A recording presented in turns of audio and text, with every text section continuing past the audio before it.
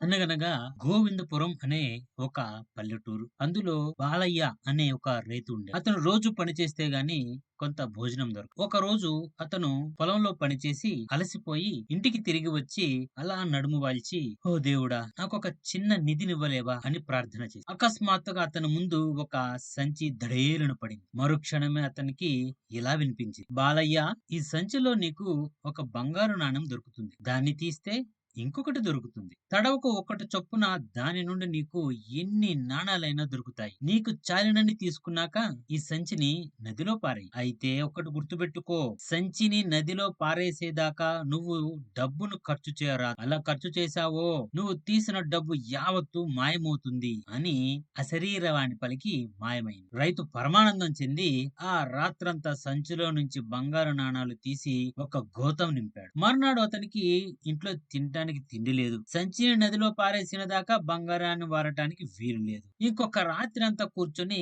ఇంకొక గోతం నింపి తర్వాత సంచిని నదిలో పారేద్దాంలే అనుకున్నాడు. ఇలా రోజులు గడుస్తూ పోయాయి. గోతాలు బంగారు నాణాలతో నిండుతున్నాయి. కానీ బాలయ్య మాత్రం రోజు బిచ్చమెత్తుకొని పొట్ట నింపుకుంటున్నాడు. కొంతకాలానికి అతనికి సరిగా తిండి లేక ఆరోగ్యం క్షీణించి చనిపోయాడు. ఇరుగు పొరుగు వాళ్ళంతా వచ్చి చూసి ఆ బిచ్చగాడి ఇంటి నిండా గోతాలు కొద్ది బంగారు నాణాలు ఉండటం చూసి నిర్ఘాంతపోయారు. అందుకే అంటారు మిత్రులారా, అత్యాశ అనర్థానికి దారితీస్తుంది.